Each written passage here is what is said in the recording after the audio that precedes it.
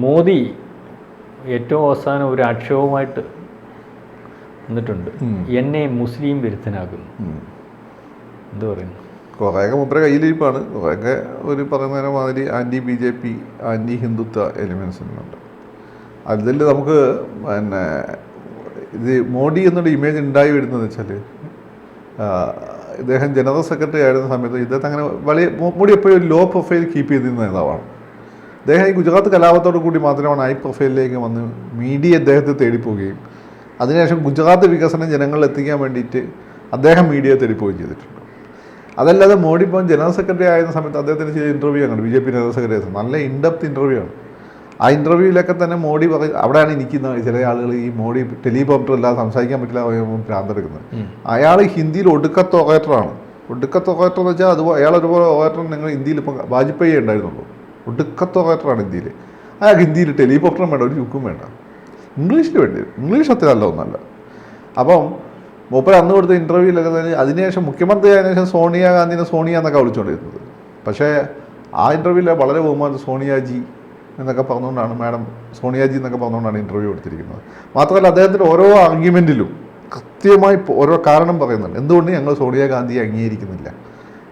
അവർ ഇറ്റലിയിൽ ഇവിടുന്ന് കല്യാണം കഴിച്ചു പോയ ആരോ ഏതോ 2 പേര് ഏതോ സ്ഥാനത്തെത്താൻ പിന്നെ സാഹചര്യം വന്ന സമയത്ത് ഇന്ത്യൻ ഓർഗനായതുകൊണ്ട് അവർക്ക് നിഷേധിച്ചു എന്നൊക്കെ പറഞ്ഞുകൊണ്ട് വളരെ ഇതേ BJP-ക്കാർ പറയാത്ത കാര്യങ്ങളൊക്കെ ഇൻ്റർവ്യൂവിൽ അദ്ദേഹം പറയുന്നുണ്ട്. വളരെ ക്ലാരിറ്റിയോട് കൂടി സംസാരിക്കുന്നു.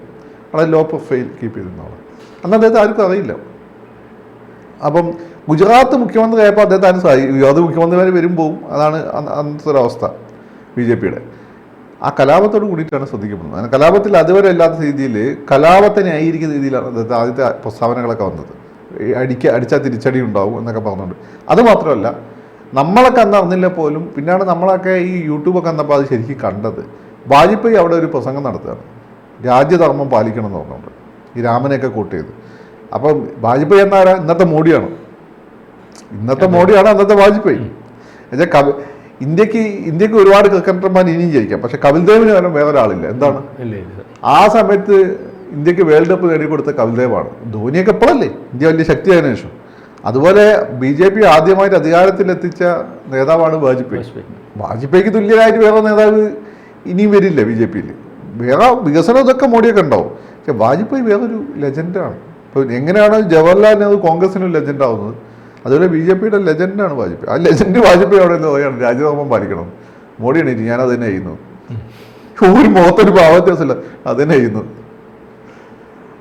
അന്നാണ് ശരിക്കും ഉത്തരേന്ത്യയിലൊക്കെ മോഡി അത് നെഗറ്റീവ് പബ്ലിസിറ്റി. നമ്മൾ സന്തോഷ് പണ്ഡിറ്റിനെ പറ്റി പറയില്ല, സന്തോഷ് പണ്ഡിറ്റ് ഒടുക്കത്തെ നെഗറ്റീവ് പബ്ലിസിറ്റി. ഇപ്പം എല്ലാവരും എനിക്ക് സന്തോഷം ഇഷ്ടമാണ്. എല്ലാവരും ഇപ്പം പൃഥ്വിരാജ് തന്നെ നാളെ തോന്നി കിട്ടും അയാളെ വിവരമില്ലാത്ത ആളെന്നല്ല, നിങ്ങൾ എന്താ ഇങ്ങനെയൊക്കെ പറയുന്നത് അയാളെ പറ്റി എന്നൊക്കെ ചോദിച്ചൊന്ന് ഞാനത് യൂട്യൂബ് കണ്ടു. അപ്പം നെഗറ്റീവ് പബ്ലിസിറ്റി ആയിരുന്നു അന്ന് മൊത്തം. പിന്നെ ഈ പറയുന്നതിൻ്റെ അതിൽ സോണിയാഗാന്ധിനെ മുന്നേ സോണിയ എന്ന് വിളിച്ചു തുടങ്ങി. മിയ മുഷറഫ് മുസ്ലിംസിനെ പറ്റി 5 നമുക്ക് 50 എന്ന രീതിയിൽ 25 എന്ന രീതിയിലൊക്കെ അദ്ദേഹം സംസാരം തുടങ്ങി. അങ്ങനെ ഒരു മുസ്ലിം വിരുദ്ധതയുടെ ബ്രാൻഡായി അദ്ദേഹം വന്നിരുന്നു. അതിന് കാരണം വെച്ചാൽ ഹിന്ദു വോട്ടുകൾ അവിടെ കൺസോളിഡേറ്റ് ചെയ്യേണ്ടിയിരുന്നു. BJP-യുടെ തുടർച്ചയായ 10-15 വർഷത്തെ ഭരണം ആ ജനങ്ങളെ വെറുപ്പിച്ചിരുന്നു അവിടെ ആ സമയത്ത്. അപ്പം അദ്ദേഹം തന്നെ ബൈ ഇലക്ഷനിൽ അദ്ദേഹം മുഖ്യമന്ത്രി ആയിട്ട് വന്ന സമയത്ത് 6 മാസത്തിനിടയിൽ അദ്ദേഹം നിയമസഭയിൽ മെമ്പറാവും. അന്ന് 3 സ്ഥലത്താണ് അവിടെ ബൈ ഇലക്ഷൻ നടന്നത്. 3 BJP-യുടെ സിറ്റിംഗ് സീറ്റ്, 2 സ്ഥലത്ത് തോറ്റു. ഇദ്ദേഹം മണിനഗറിലാണെന്ന് തോന്നുന്നു ഇദ്ദേഹം മത്സരിച്ചത്. ഇദ്ദേഹം 2000 വോട്ടിന് മറ്റേ ജയിച്ചത്, വളരെ ചെറിയ വോട്ടിന് ജയിച്ചത്. അല്ലെങ്കിൽ തൊട്ട് മുമ്പുള്ള സ്ഥാനാർത്ഥിക്കാണ്ട് ഒരുപാട് വോട്ട് അദ്ദേഹത്തിന് കുറഞ്ഞു.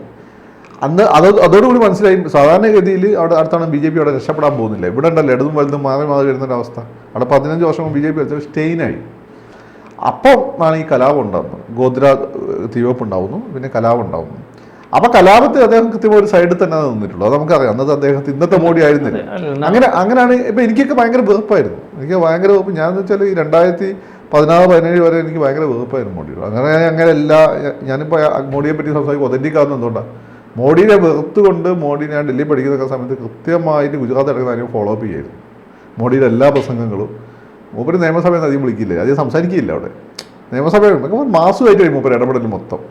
പിന്നെ ഉദ്യോഗസ്ഥരായിരുന്നു ഭരണം, മന്ത്രിമാരൊക്കെ ഉണ്ടാവും, ഉദ്യോഗസ്ഥരെ. പിന്നെ അമിത്ഷാനെ ഭയങ്കര കാര്യം, അമിത്ഷാനെ അന്നും ഡിപ്പെൻഡ് ചെയ്യുന്നു.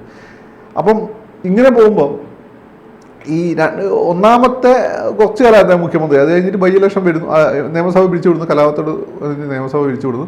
ഒരുപക്ഷെ കലാപം നടന്നിക്കുന്ന സമയത്ത് മുഖ്യമന്ത്രിയായിരുന്ന ഒരാൾ അധികാരം നിലനിർത്തി ഇന്ത്യയിൽ ആദ്യമായിട്ടായി, അത് മോഡിയാണ്. ഭയങ്കര ഹിന്ദു കൺസോൾട്ടേഷൻ വേണം, മുസ്ലിം വിരുദ്ധത.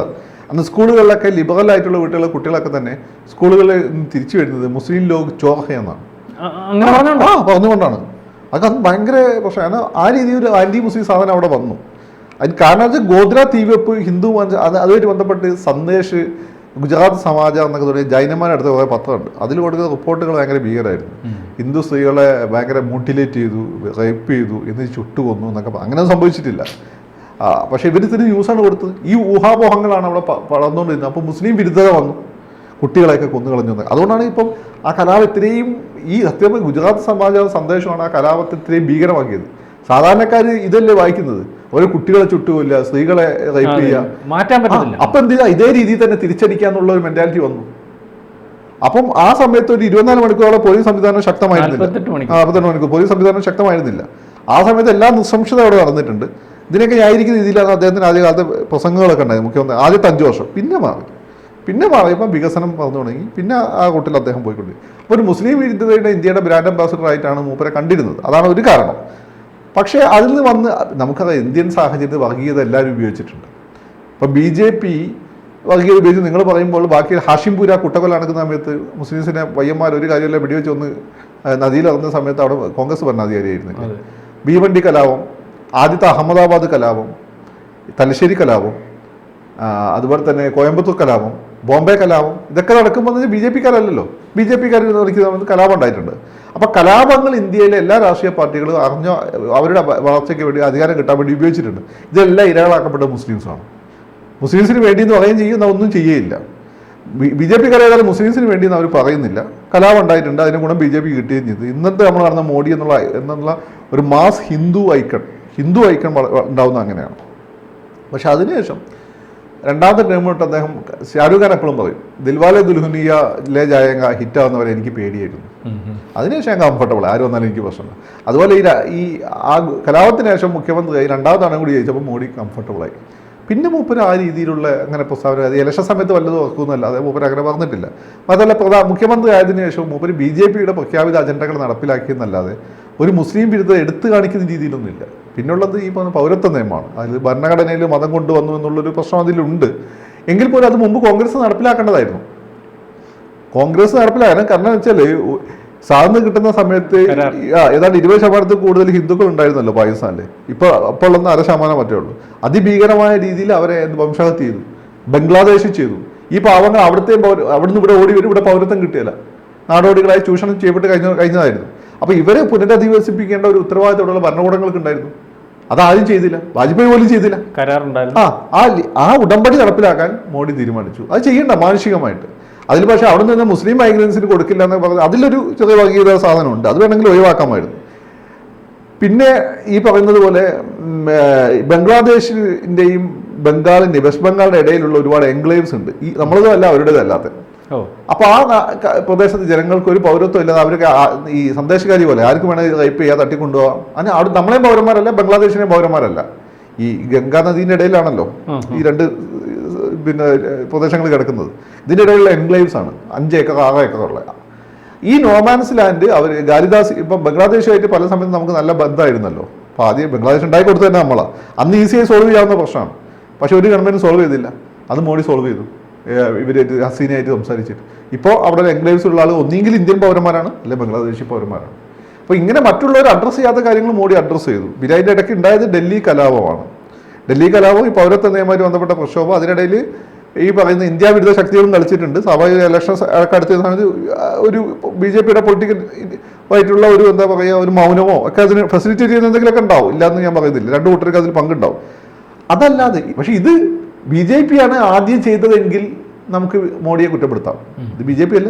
ഇലക്ഷൻ സമയത്ത് ഇങ്ങനെ പലതും ചെയ്തിട്ടുണ്ട്. സിഖ് കൂട്ടക്കലം പലതും ഉണ്ടായിട്ടുണ്ടല്ലോ. അങ്ങനെ പലതും ഉണ്ടായിട്ടുണ്ടല്ലോ. അപ്പം പൊതുവേ നമ്മൾ പ്രധാനമന്ത്രി അല്ലെങ്കിൽ ഗുജറാത്തിലെ 2ാമത്തെ ടൈം തൊട്ടിട്ട് 3ാമത്തെ ടൈം തൊട്ടിട്ടുള്ള മോഡി അല്ലെങ്കിൽ പ്രധാനമന്ത്രിയായ മോഡി അങ്ങനെ ഒരു വലിയ മുസ്ലിം വിരോധിയായിട്ടല്ല സ്വയം പ്രൊജക്ട്, വികസന നായകനായിട്ടും ഇന്ത്യയിലെ ആരോടും പ്രീണനം കാണിക്കാതെ ഇന്ത്യയിലെ എല്ലാവരെയും റെപ്രസെൻ്റ് ചെയ്യുന്ന ഇന്ത്യയെ ഒരു വിശ്വഗുരുവാക്കി മാറ്റുന്ന ഒരു നേതാവ് എന്ന രീതിയിലാണ് അദ്ദേഹം സ്വയം പ്രൊജക്റ്റ് ചെയ്യാൻ ശ്രമിച്ചിട്ടുള്ളത്. അതായതുകൊണ്ടാണ് ആദ്യത്തെ സത്യപ്രതിജ്ഞയ്ക്ക് നമ്മളെ ചുറ്റും അയൽ രാജ്യങ്ങളിൽ എല്ലാവരെയും വിളിച്ചു. ഇപ്പോൾ പിന്നെ പാകിസ്ഥാനെ വിളിച്ചു. നാടകീയമായിട്ട് ഫ്ലൈറ്റ് തിരിച്ചു വിട്ടിട്ട് ഇസ്ലാമാബാദ് പോയിട്ട് പിന്നെ നമ്മുടെ ആളുണ്ടല്ലോ ഷെരീഫിൻ്റെ ഉമ്മയുടെ ബർത്ത്ഡേ എന്തോ പരിപാടിയിലൊക്കെ പങ്കെടുത്തു. അങ്ങനെയൊക്കെ ചെയ്തു. ഒരു ഗുഡ് വിൽ ജസ്റ്റർ അങ്ങോട്ട് കൊടുത്തു. പക്ഷേ പാകിസ്ഥാൻ പിന്നെയും കൊണ്ട് കളിച്ച സമയത്ത് ഇനി ചർച്ച വേണ്ട എന്നുള്ള ശക്തമായ തീരുമാനം എടുത്തു. പിന്നെ മുസ്ലിംസിനിടയിൽ ഈ പറയുന്ന 80% വരുന്ന ഉത്തരേന്ത്യ പാവപ്പെട്ട മുസ്ലിങ്ങളുടെ ഇടയിൽ ശരിക്കും അവരൊരു വികസനം എത്തിയിട്ടില്ല. വികസനം എത്തിക്കാൻ വേണ്ടിയിട്ടുള്ള പരിപാടികൾ ആവിഷ്കരിക്കുന്നു. അവിടെ BJP വളർത്താനുള്ള ഒരു ശ്രമം നടത്തുന്നു. ഇങ്ങനെയൊക്കെ ചെയ്യുന്നുണ്ട് അദ്ദേഹം. അപ്പോൾ അദ്ദേഹത്തിന് ആ മുസ്ലിം വിരുദ്ധ മസ്കറ്റ് ആയിട്ട് അദ്ദേഹത്തിന് ആ ഒരു ഇമേജ് പതുക്കെ ഇല്ലാതായിക്കൊണ്ട് ഒരു ഇന്ത്യയുടെ ഹീറോ എന്ന രീതിയിൽ അദ്ദേഹം പതുക്കെ മാറുന്നു. പക്ഷേ മുസ്ലിംസ് ഇപ്പോഴും അംഗീകരിച്ചില്ല. ഭൂരിപക്ഷം മുസ്ലിംസ് അംഗീകരിച്ചില്ല. കാരണം അനുഭവങ്ങളൊക്കെ ഉണ്ട്. പക്ഷെ അങ്ങനെ വരുമ്പോഴാണ് ഈ രണ്ടാം ഘട്ട ഇലക്ഷൻ ആയ സമയം, ഒന്നാം ഘട്ട ഇലക്ഷൻ കഴിഞ്ഞാൽ പിന്നെയും ചില പഴയ മോഡി പുറത്തു ചാടുന്നത്. അതായത് കോൺഗ്രസ് നിങ്ങളെ പിന്നെ പശുവിനെടുത്ത് മുസ്ലിംസിന് കൊടുക്കും ഇങ്ങനെ. ഇത് സംഭവം എന്താണെന്ന് വെച്ചാൽ 400 സീറ്റ് പ്രതീക്ഷ അത്രയൊന്നും കിട്ടാൻ പോകുന്നില്ല. ഒറ്റയ്ക്ക് ഭരണമൊക്കെ കിട്ടും. അപ്പം ഒറ്റയ്ക്ക് പറഞ്ഞു. ഇപ്പോൾ ദിലീപിൻ്റെ പടം ഒരു കാലത്ത് ഹിറ്റായാലും ആരും വലിയ മൈൻഡ് ചെയ്തു. സൂപ്പർ ഡ്യൂപ്പർ ഹിറ്റാണ്. കാരണം ദിലീപിൻ്റെ എല്ലാം ഹിറ്റായതുകൊണ്ട്. ഇപ്പോൾ ജോഷി സാറിൻ്റെ പടം ഇപ്പം ആന്റണി ഹിറ്റാണ്. ജോഷി സാറിൻ്റെ ഹിറ്റായ ആളുകൾ മൈൻഡ് ചെയ്യില്ല. അപ്പോൾ വേറൊരാളത് സംഭവം ആഷിഖ് കപൂറിൻ്റെ അവിടെ ഹിറ്റായാൽ മതി. ജോഷി സാറിൻ്റെ സൂപ്പർ ഡ്യൂപ്പർ ഹിറ്റാണ് ആളുകൾക്ക്. എങ്കിലും ആളുകൾ ചർച്ച ചെയ്യുള്ളൂ. അപ്പം സുരേഷ് ഗോപിൻ്റെ പടം പാപ്പൻ ഹിറ്റ്, സൂപ്പർ ഡ്യൂപ്പർ ഹിറ്റ്. അന്ന് പറഞ്ഞ ചർച്ച ചെയ്യും. ആന്റണി ഹിറ്റാണ്. നഷ്ടം ഉണ്ടാക്കാത്ത പടമാണ് ഹിറ്റാണ്. പക്ഷേ മാത്രമല്ല പുള്ളിയുടെ ഗ്രാഫും അങ്ങനെയാണ്. അപ്പൊ ജോഷി സാറിനെ പോലെയാണ്. അപ്പൊ സൂപ്പർ ഡ്യൂപ്പർ ഹിറ്റാണ്. അപ്പൊ മോഡി കഴിഞ്ഞ തവണ 20 സീറ്റെങ്കിലും കൂടുതൽ കിട്ടണം. അതിന് ഉത്തരേന്ത്യയിൽ മത ധ്രുവീകരണേ പറ്റുള്ളൂ. കാരണം അപ്പുറത്ത് അവർ ജാതി ധ്രുവീകരണം ശ്രമിക്കുന്നുണ്ട്. അതിനെ മറികടക്കാൻ വേണ്ടി എടുത്ത സംഭവമാണ്. അപ്പം അതേസമയം മോഡി മനസ്സിലാക്കുന്നുണ്ട്. ഇപ്പം എന്നെപ്പോലുള്ള ആളുകൾ അതിൻ്റെ പുറത്ത് വിമർശിക്കുന്നു. അപ്പം നമ്മളൊക്കെ എന്ന് വെച്ചാൽ വളരെ ഫാക്ച്വലായിട്ട് വിമർശിക്കുന്ന ആളാണ്. അപ്പം ഞാനിപ്പം ഇവിടെ വല്ലാതെ വിമർശിക്കുന്ന അവിടെ എത്തിയിട്ടുണ്ട്. പക്ഷേ എന്നെപ്പോലുള്ള ആളുകൾ ഗ്ലോബലി ഉണ്ട്. അവരൊക്കെ മോഡിക്ക് കോൺടാക്റ്റ് ഉണ്ട്. നമ്മളുമായിട്ടുന്ന കോൺടാക്റ്റ് ഇല്ലാതില്ല. അതിൻ്റെ ആവശ്യമില്ല. ഗ്ലോബലി ഉള്ള വളരെ സ്റ്റാച്ചുറുള്ള മുസ്ലിംസ് ഉണ്ട്. ഇപ്പം സൗദിയിലെ രാജാവിനെ പോലെയുള്ള പുതിയ രാജാവിനെ പോലെ അദ്ദേഹത്തിന് നല്ല ബന്ധമുള്ള ആളുകളുണ്ട്. അവരൊക്കെ ഒരു പക്ഷേ ഈ ഒരു അപ്രിഹെൻഷൻസ് അറിയിച്ചിട്ടുണ്ടാകും.